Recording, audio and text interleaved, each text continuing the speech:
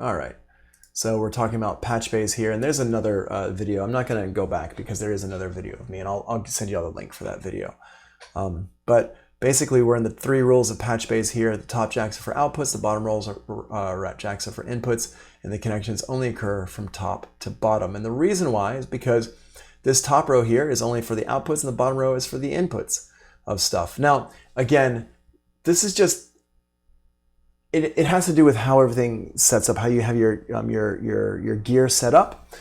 If you don't have inputs on stuff, if you're only using a bunch of outputs and you've got like, I've got like, for example, I've got in my studio, I have a patch bay that has like 24 patch bay points.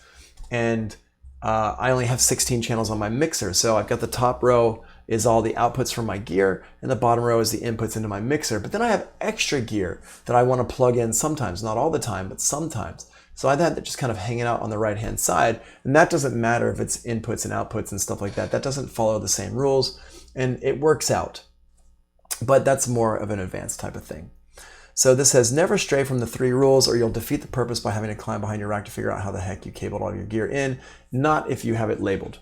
The above rules and tips below will make sure you are never stuck wondering what goes where. Okay, so first tip is label your jacks. Always label the jacks. Always, always, always, always, always label stuff. It might not be labeled directly on the equipment itself. You maybe have a piece of paper that has it labeled for you. That's how we do it at SAE. So we have a piece of paper hanging out in the room that you're going to see when you go in there. It tells you like jack number 24 is for the compressor and jack number 25 is for the other compressor, stuff like that. Only patch what you use. If you don't mind buying several bays, then you can disregard this. But for those who only have 1 or 2, it's important to only connect what you use regularly. This reduces the options in the bay, which in turn reduces mistakes. So, don't feel like you have to connect every single thing up to every single thing, every other thing. You don't need a patch bay if you don't need a patch bay. It's kind of basically what this is saying. So think about what it is you need to actually patch together and what you don't need to patch together. So, if you have a mixer and you have extra gear, you might need to patch everything in just so you can have everything going in the mixer, but then you can override stuff. But if you have like, 5 keyboards and, that's like maybe there are 5 stereo keyboards, so you have 10 outputs and you've got a 16 channel mixer, well, then you have 6 extra channels, so you don't necessarily need a patch bay for those. But maybe some of your keyboards have inputs on them. You can use patch bays for those inputs, stuff like that. It's really up to you.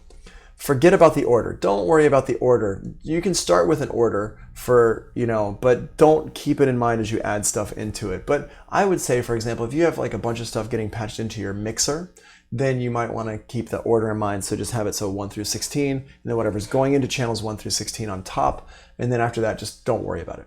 Don't worry about it, because you're gonna, every time you get a new piece of gear, like don't try to put all your drum machines together and all your synthesizers together and all these things together like that. Don't worry about it. Just put things where they kind of make sense at that time, okay? Don't match top to bottom. Now,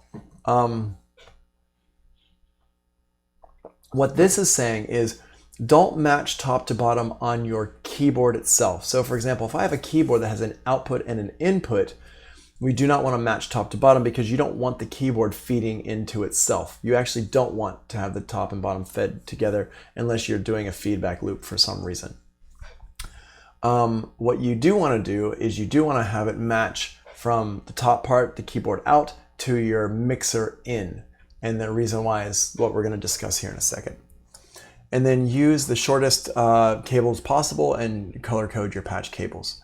So make sure you got different colors for your patch cables, and then use the shortest cables possible because that will reduce noise.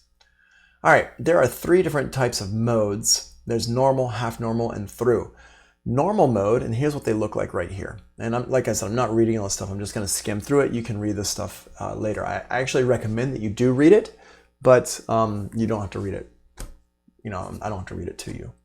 So we have normal, half normal, and through. And this is the front and this is the back here. So this is what the front is going to look like in the back. So we're looking at it from the side is how this is looking. We're not looking at it straight on. We're looking at it like from the side. So what happens is if I have like a keyboard output coming in here and I've got channel number 1 here on my mixer, the signal is going to come from the keyboard output and go down into channel number 1 and come back. and go into the channel number 1, okay?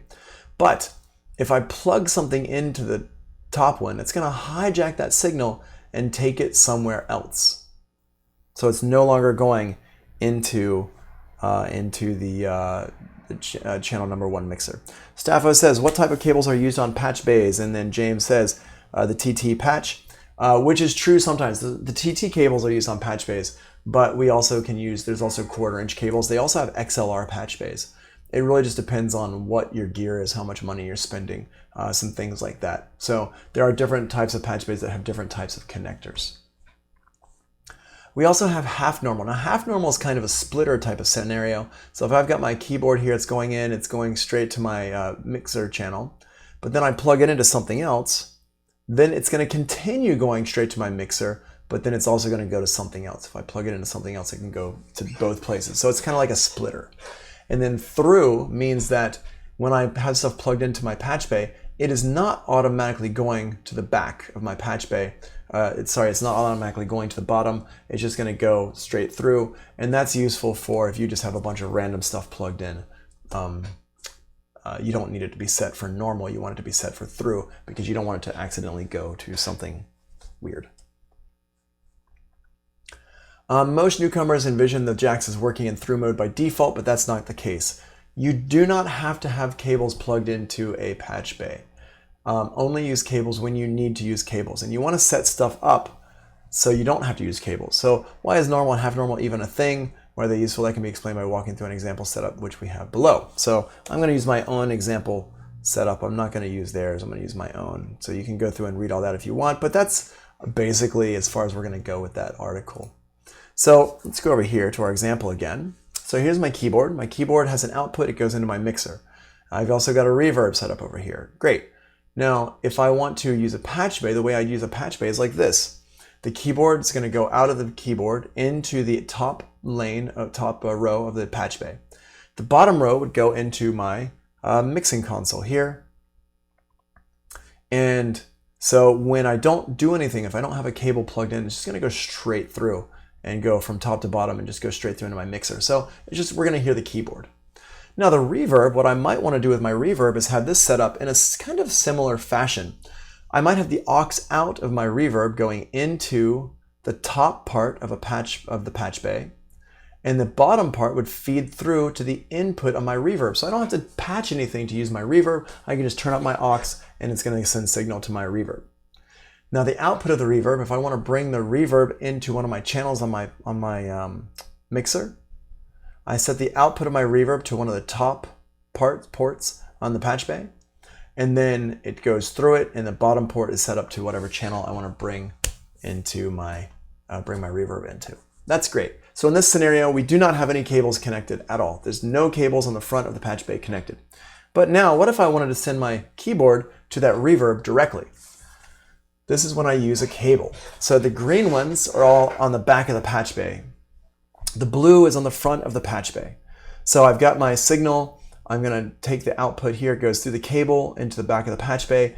And I take a cable. I physically take a cable and I plug it into another port. So I'm going to have it over here, and I go over here to this one and I plug it in, and it goes through, and we're all happy and excited about this. That works out really well. So that's how we'd have that set up there. And it literally, what it's going to do is it's going to hijack the signal. So now the signal is no longer going directly into my mixer console here on channel 1. It's now coming over here into channel 4. It's just how I have it set up here, okay? So we just use one cable to send the key signal directly to the effect. And this is a very basic setup, but it kind of, I hope it kind of helps you to understand what's going on here. Now, here's a more complicated setup, and this is using normal and through for things. This is an example of when you might use normal mode versus through mode. All of these effects box, maybe I have them set up so they're just running directly into each other, and I don't want them to cause feedback loops all the time. So I would set these here to through mode and this one here to normal mode. So without any cables, just going straight through into my audio interface. But I've got all these audio effects like stomp boxes or like rack mounts or something like that that I can set up that I can use for certain things if I want. And this is a fairly, you know, this is not a completely out there setup. You might have a bunch of stomp boxes and effects units you want to have that you just want to use sometimes. So you'd have things set up for patching. Especially if you don't have a mixer, if you just have an audio interface, you don't have a whole lot of options. So here's how we would do this. If I have my keyboards set up and my effects boxes are set up over here, the out is going to the top portion here, and the in portion is coming from this one down here. So if I don't have these set to through, this feedback, effects 1 and 2 and 3, they would all have a feedback loop happening. Right? So what I can do is if I had, let's have it set up like this, for example. If I wanted my keyboard to always go through effect number 1, and again, you can set these up however you want. It's up to you. So let's say that my keyboard is a sub 37, a Moog sub 37, and I always want that sub 37 to go through this compressor. Like most of the time, I want it to go through a compressor. So what I can do is I can set it up so it's always going through a compressor. I set this to these to normal, and what I do is I just have a cable kind of going through here. See what's happening here? So I've got the keys, goes out here, and then it goes down here and then into my effect number 1, which is the compressor, and then out of the compressor from here down here into my input on my audio interface. And that way it's always going through that compressor. And then I can use these set up and through. And that's how you would set these to normal here like this. The keyboard goes into effect number 1 and then into input number 1 on the interface. And really, this is a matter of just kind of following the lines around. You got to follow these lines carefully, otherwise you can get pretty confused. Well, let's go back to my original example here, where I had these 3 set up and through. And if I didn't want to have it set up all the time like that, I would use patch cables to patch these together. So I use this, I go out of my keyboard here, I use a patch cable on the front to go to my effect number 1, boop, and then effect number 1 goes out, and I use another patch cable to go over here into this one here. Now, you could set it up like this and just have it set up like this all the time, and this is what I would kind of recommend. I wouldn't recommend this one here, although you could do this one and it wouldn't really destroy things or anything like that, but I would recommend doing it more like this. You have a little bit more flexibility like this. Well, yeah, I would say you have a little bit more flexibility like this. You don't have to use as many cables to get the same amount of work done. So in here, I would, or sorry, like this one here, you don't have to do as much. You don't have to use as many cables. But with this one here, you have more flexibility. You just have to use 2 cables plugged in all the time. So we use 2 patch cables and just leave those plugged in, and you're good to go. The patch cables, as long as you have good cables, they shouldn't add a whole bunch of noise and stuff to your signal flow. Now let's say we want to get crazy with this and add a whole bunch of effects into something, a whole bunch of effects. So the keys in this example are going to be running serially, like one after the next, through all these different effects processors. And you, like there might come a point with this when you might be lost. And that's okay. Please watch the video again, and please just be patient with yourself.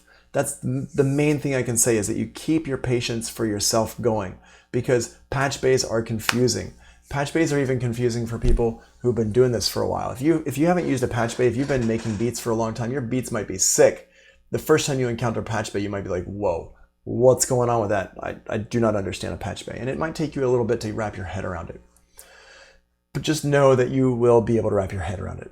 Okay, so in this scenario here, we've got our keyboard, it goes out here, and we want to plug it into effect number 1. So we boop, and that goes into effect number 1. It goes through here, out, into the input, and then goes out of effect number 1. We plug another patch bay cable in to go to effect number 2. We follow that around. Output of effect number 2 goes to the input here, the top, the top of the patch bay here, which is our outputs. And we're going to go down here to effect number 3. Follow that around. That's the input here, output. It's connected up to the top here. And we're going to take another patch cable and plug it into number 1 over here, and it goes into our audio interface. So we can use all of our effects units on that one keyboard. And effects units that you might use on a keyboard like this would be like compression, overdrive, and EQ might be something you might use on something like that. All right, So that's just general patch bays in general.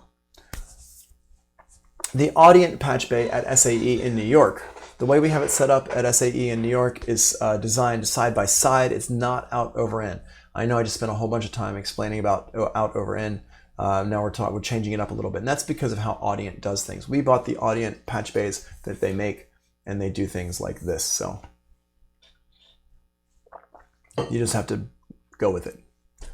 Okay, so the sections, we've got broad overviews. I'm gonna have a picture of the sections over here and broad overviews of this. So red is unused. This stuff over here we are not using because we do not have a, what is that, 36 channel board. Yeah, that's for the 36 channels. We do not have a 36 channel board, so that's why we're not using this section down here. And at SAE, this section actually has little plastic nubs in it, so you can't even use it at all if you wanted to. It's just kind of like, it's boarded up. Green is channels 1 through 24. These are channels 1 through 24, and it's the same thing on every channel. So each channel looks like this. 1, 2, 3, 4, like that. 5, 6, 7, 8. And it's hard to see in this picture here, but you'll see it in a little bit. You'll be able to see it better. So let's see, can I zoom it in? Oh yeah, if I zoom in like this, you can see it better. Sorry. I have yeah, okay, so I'll just move it around, I'll scroll around like this. There we go. You can see that better. I just zoomed in on the actual PDF itself. So channel 1, 2, channel 5, 6, because channel 3 and 4 is over here off my screen. But you can see these are all exactly the same. What we have is we have the return path and we have the channel path. The return path is for our monitor path and the channel path is for our input path. These are color coded the same way they are on the Audient itself. So lighter colors are the monitor path, darker colors are the input path. Then we have play and tape and send and return and dev and line and send and return. And I'm going to talk about these names here, these words, in just a second. But let's first, before we do that, let's just continue talking about some stuff over here. Okay. So pink is the master section. That's this over here, and then blue is our SAE section for us. It's our custom section. This section is out over in. We didn't keep the side by side. We kept it out over in that bottom section. All right. Keep in mind, light is the monitor path and dark is the input path. Great. Okay. So a couple of vocabulary words that were on that page. The monitor path has the play. That is the output from the multi-track recorder. That's coming from Pro Tools. Tape in is the channel input on the console. On the input path, we have dev out is the output from some device like a keyboard or the reverb or something like that. And line in is the channel input on the console. That's our input path it goes into our multi-track recorder eventually. So if we want to insert a compressor on a kick drum, we're going to need 2 patch cables. So we're going to locate the compressor patch points, which is the drummer is a 4-channel compressor. So that's going to be on outs 27 through 30, and the ins are going to be 75 through 78. Those are actually right beneath each other. So if I just zoom in on this,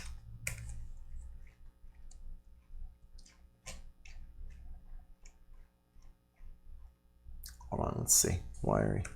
That's super annoying. There we go. Okay, so 75 through 78 is down here. Yep, there we go. So the inputs or the outputs of the compressor are up top and the inputs are down at the bottom, right? So 27 is here through 30 and then 75 through 78. So what we're going to do, whoops, I keep hitting the wrong button here. There we go.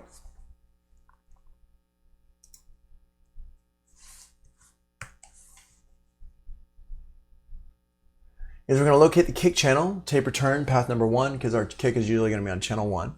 Plug a patch cable from tape number 1 send to tie line number 75, and then from tie line 27 to tape 1 return. Remember, we have to do send and return, and then we're going to press the tape insert button. Okay, so this is what it would look like. Over here, we've got the send for tape return path number 1. to send here. And that red line, if we follow it down, comes in here to the compressor input, which we know from reading our paper, 75. And then the comp out, the compressor out, is going to go out of 27 into the return.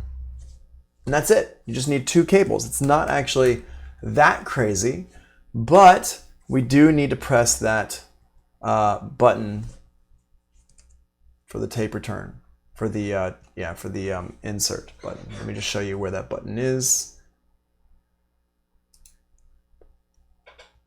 This one here. Number 3 or number 7. In this case, it's number 3. That insert button.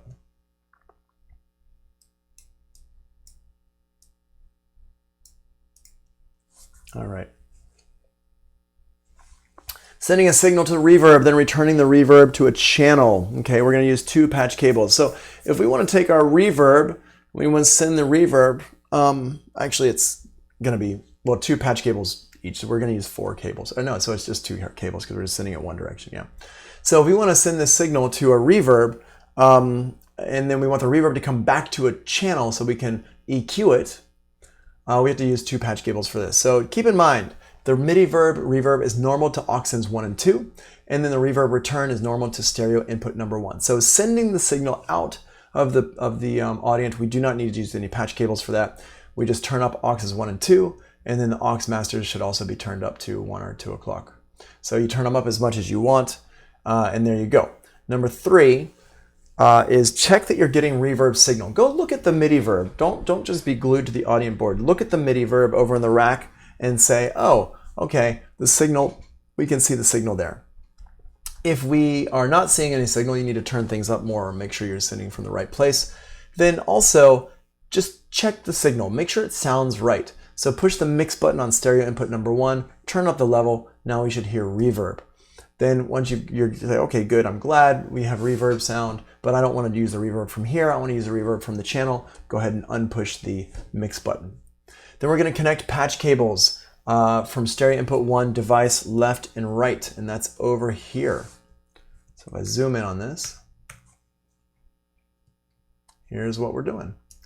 So our device left and right is over here on stereo input number 1, because stereo input number 1, remember, dev stands for device, and we're coming from the reverb into stereo input number 1 by default.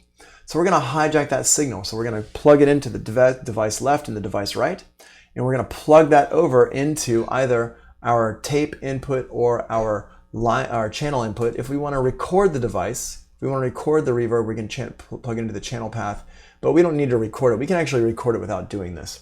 If we just want to listen to it and we want to EQ it, then we come to our tape return path, so it's not going to get recorded, and we come into the tape in. We do not go to the play A or the send or return. We go into the tape in. Okay? Whoops, I keep using this wrong button there. Cool. And that's it. That's all we have to do. Cool. For that. Super easy.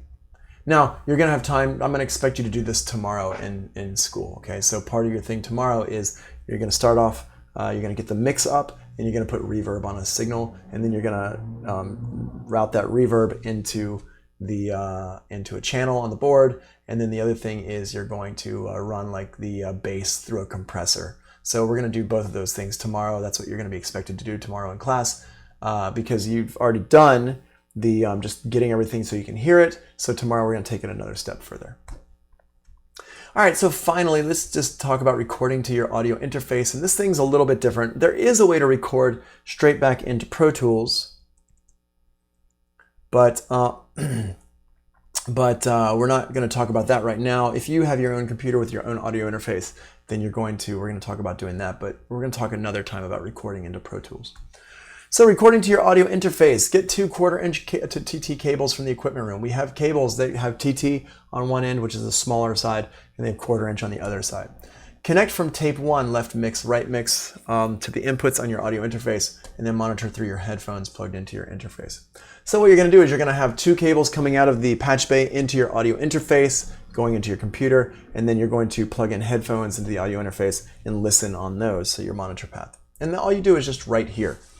So we're going to go from tape 1 or the left-right mix, whichever one you want.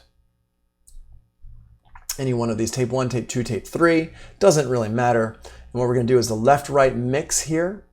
That's what we want to use. And it's the same for all these, left-right mix, and the send actually would be the same too. But this is for your inserts if you wanted to insert. So use tape 1, 2, and 3, your left-right mix, left-right mix, left-right mix. It's all the same signal. You're just going to plug this into your audio interface's inputs. It's not that hard, again. All this stuff, because there's so many things here in front of you, it's going to seem harder than it is. But if we just keep the notes in front of you, read through the notes, you're going to notice, oh wait, actually it's not quite as scary as I thought it was. And by the end of mod 2 or the end of mod 3, you should be pretty comfortable with working in the rooms. Finally, creating a headphone mix for musicians, or just sending the signal to your musicians through the headphones. This is really important. Again, we just need 2 cables. And what you're going to do is you're going to find the Furman inputs on the tie lines. The Furman is your headphone device. That's why it's called Furman, but please understand it is for your headphones. Left and right is channels 33, ports 33 and 34 on the patch bay. So what we're going to do is we're going to connect the foldback A left and right outs to tie lines 33 and 34. It's going to look like this over here. So here we've got foldback A left and right, and that's going to go down here to 33 and 34 are inputs here for our headphone mix. And that's all you do there. Again, not super difficult. Then on the consoles, we're going to turn up the aux in master for aux A and turn up foldback A. And then foldback A, we're going to push the aux left and right buttons, and then we're going to create the headphone mix. So let's just take a look at this stuff in here. It's in the master section part.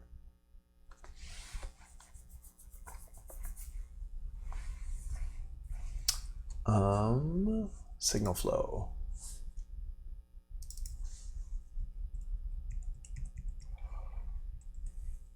So the master section part is over here. So this here is our aux send masters. Number 3 is the aux send masters. And what we're going to do with this is A and B here. We're going to turn those up to like 12 or 1 o'clock. And then down here in the studio section, we're going to turn it up down here for A and B as well, 12 or 1 o'clock. And where it says this here we go.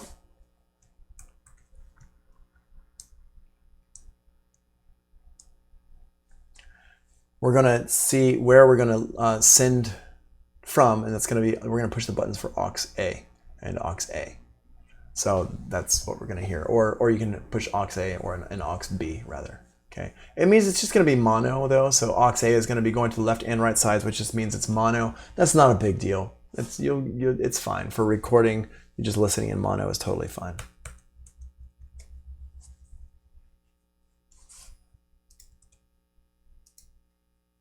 All right.